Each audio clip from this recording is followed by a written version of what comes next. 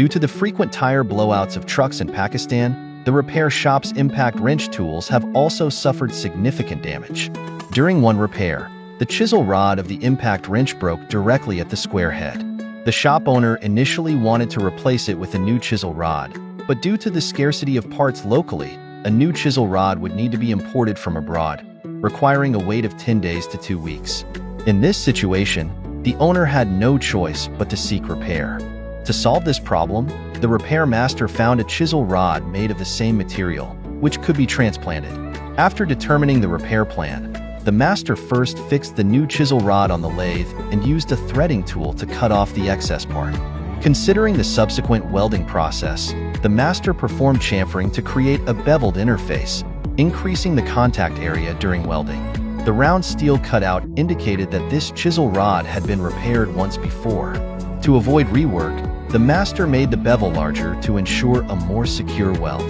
To ensure precise alignment of the two sections of the chisel rod after welding, the master drilled a secondary step for joining at the center of the rod. After drilling the hole, the chisel rod was ready. Next, the master processed the round steel for joining, cutting out the required section. Since the chisel rod already had a secondary step, the round steel needed to leave a primary step, forming a male-female interlocking structure. The master used a lathe tool for precise cutting, ensuring the round steel fit perfectly. After repeated measurements and confirming accuracy, the master completed this part of the machining and then reversed the round steel to cut off the excess part. After turning the end face flat, it was shaped to the dimensions of the square head. During this process, the master made multiple measurements to ensure no overcutting. Once the correct size was achieved, the parts could be joined together.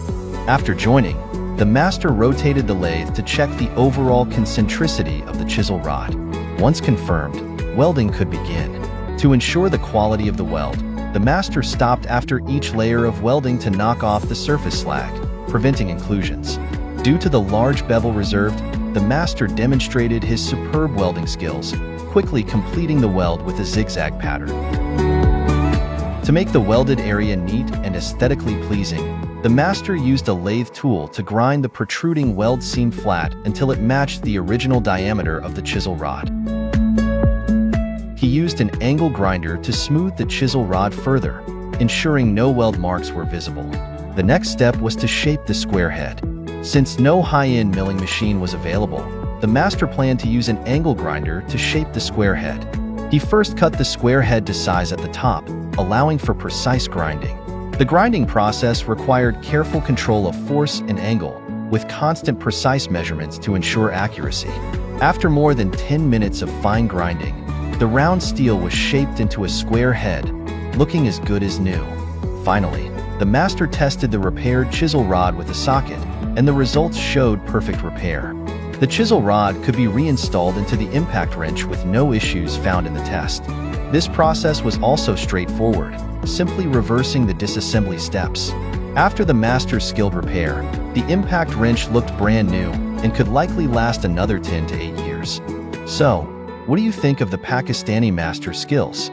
If the total score is 100, how many points would you give them?